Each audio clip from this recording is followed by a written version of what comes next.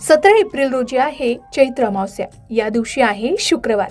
शुक्रवारचा आणि चैत्र अमावस्येचा शुभ योगायोग तयार होत आहे. त्यामुळे या दिवशी आपण लक्ष्मी प्राप्तीसाठी काही खास उपाय करू शकता. म्हणून या दिवशी अगदी काहीही जमलं नाही तरी एक गोष्ट आवर्जून करावी. मग या दिवशी नेमकं काय करावं, चला जाणून घेऊया. चैत्र अमावस्या जी पितरांच्या शांतीसाठी आणि पितृदोष निवारणासाठी वरदान मानली जाते.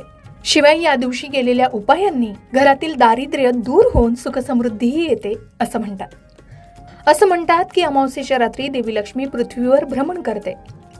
म्हणून या दिवशी देवी लक्ष्मीला प्रसन्न करण्याचा सर्वात शास्त्रोक्त मार्ग आहे तो म्हणजे या दिवशी घरातील देवी लक्ष्मीच्या मूर्तीला किंवा चांदीच्या नाण्याला कच्च्या दुधानं आणि नंतर गंगाजलानं अभिषेक करावा.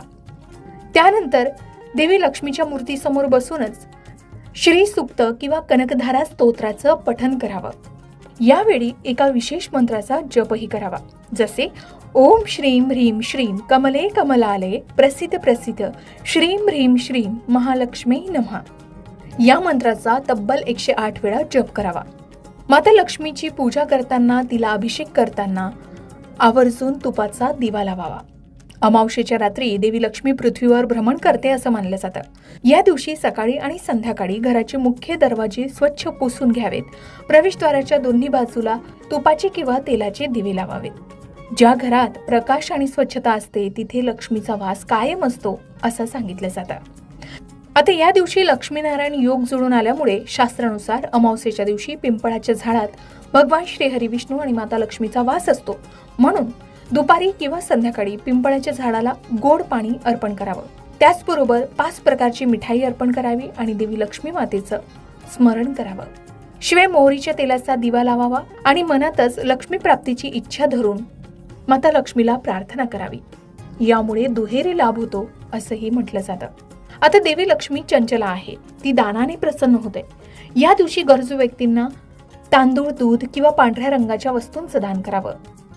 गाईला गूळ आणि पोळी खाऊ घालावी. यामुळे कुंडलीतील ग्रहदोष शांत होतात आणि धनाचे मार्ग मोकळे होतात असंही सांगितलं जातं. तर चैत्र अमावस्या म्हटली तर तिजोरीसाठी अनेक खास उपाय केले जाऊ शकतात. त्यापैकीच एक उपाय तुम्ही करावा, तो म्हणजे अमावस्येच्या दिवशी 5 लाल रंगाचे गोमती चक्र किंवा लाल रंगाच्या कवड्या घेऊन त्यावर केशर आणि हळदीचा टिळा लावावा. या वस्तू एका लाल कपड्यात बांधून आपल्या तिजोरीत किंवा जिथे आपण पैसे ठेवतो तिथे ठेवावे. व्यवसायाच्या ठिकाणी, पैशाच्या ठिकाणी आपण ही पोटली ठेवू शकता. असं म्हणतात की हा अगदी साधा आणि सोपा उपाय आहे, ज्यामुळे आपल्याला दुप्पट लाभ होण्यास मदत मिळते. अमावस्येच्या